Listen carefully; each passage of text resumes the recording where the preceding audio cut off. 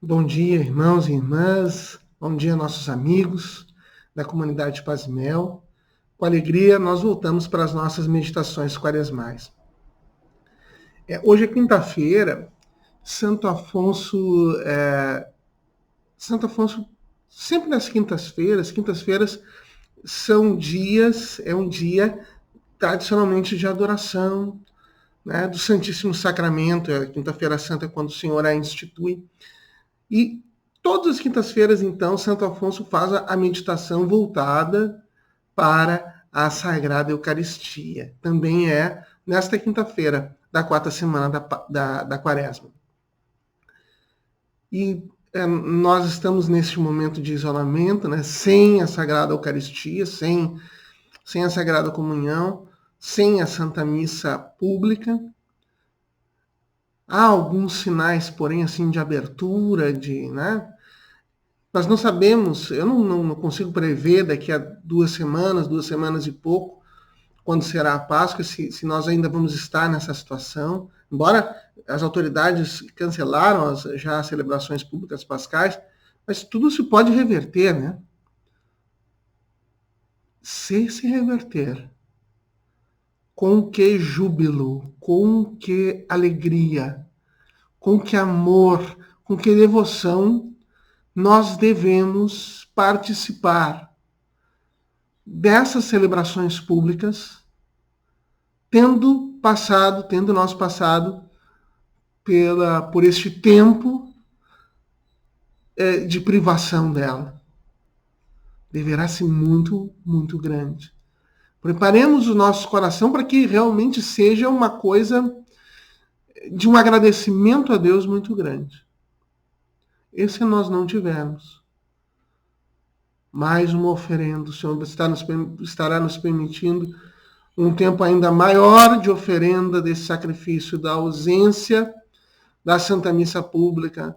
Né? Senhor, até quando, veja, no tríduo pascal, o afastamento do Senhor, nós temos que perceber isso como um sentido de uma penitência e oferecer em reparação pelos nossos pecados também isso, como uma dor nossa. Né? Eu tinha dito lá no início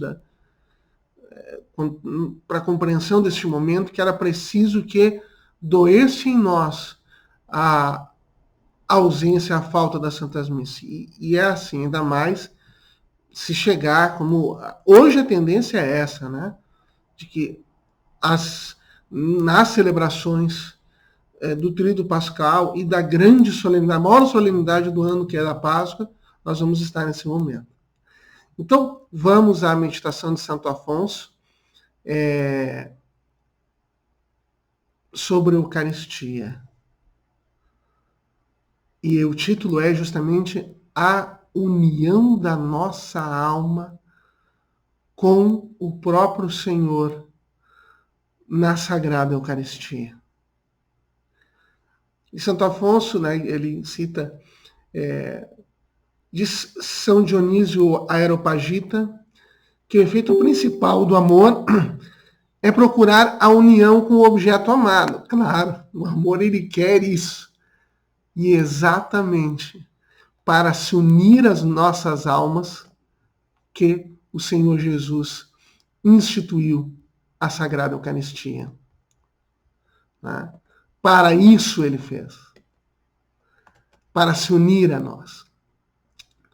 Diz mais que ele, tendo se dado a nós como mestre, modelo e vítima, só lhe restava dar-se a nós como sustento. Olha só essa frase que profunda de Santo Afonso. Né? Ele tendo se dado a nós como mestre, modelo e vítima. O que isso quer dizer? Ele se deu a nós como mestre porque ensinou. Como modelo, mais que mestre, porque não só ele ensinou, mas ele viveu. Todo aquele amor que ele falava, não há amor maior do que aquele que dá a vida pelos seus amigos, bom, ele deu. Então, na Sagrada Eucaristia, no Tríduo Pascal, ele se iria dar como vítima. né? O pecado que nós cometemos, que a humanidade pecou, que o afastou de Deus e queria merecer o inferno para todos, por toda a eternidade, porque o salário do pecado é a morte e é a morte eterna. Porque Deus tinha dito a Adão e Eva: não comei, não comei do fruto da árvore do conhecimento do bem e do mal, do contrário morrereis. Mas este preço, ele é pago pelo Senhor Jesus. Nesses mistérios que nós vamos já meditar, né, do período pascal. O sofrimento atroz e morte até a ressurreição do Senhor. Mestre, porque ensinou. Modelo, porque foi exemplo. Vítima, porque ele se deu a nós, ele assumiu o nosso pecado, né, e venceu a morte, a maior consequência do pecado. Faltava-lhe só, restava-lhe só dar-se a nós como sustento. O alimento que nos sustenta. O alimento que nos mantém. Para fazer-se um só conosco. Assim como o sustento se identifica com aquele que o toma.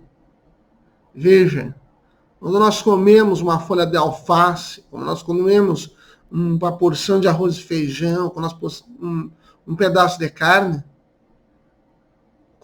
né, ele passa pelo nosso sistema digestivo, por nós, e dali a pouco já não é mais arroz, não é mais feijão, não é mais alface, não é mais carne. É eu.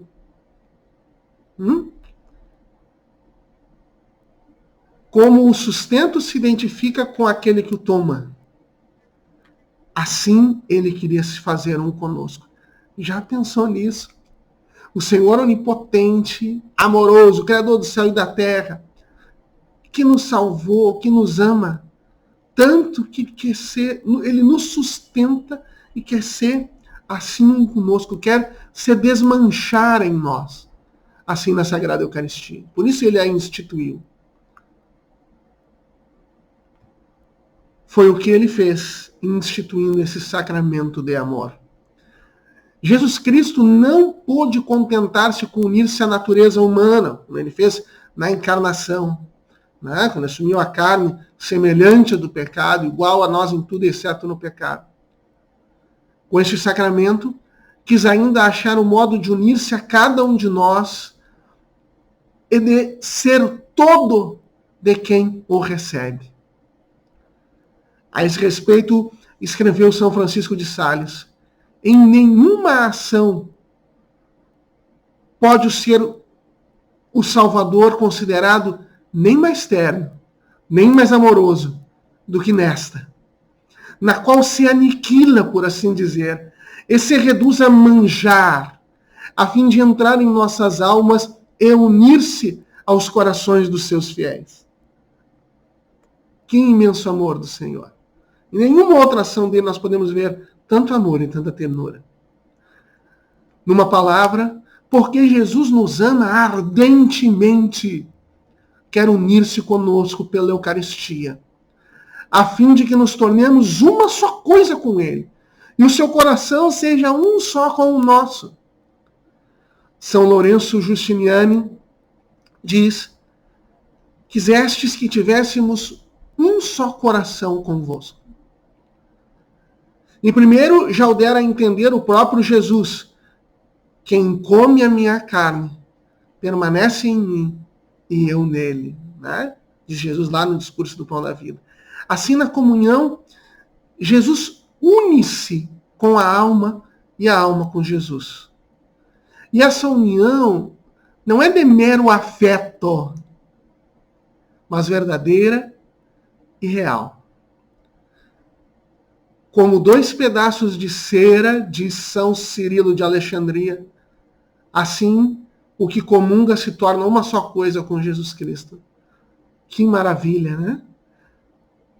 Dois pedaços de cera que são sólidos não se unem, mas quando eles se derretem e se unem, não há mais como separá-los como eles eram separados antes.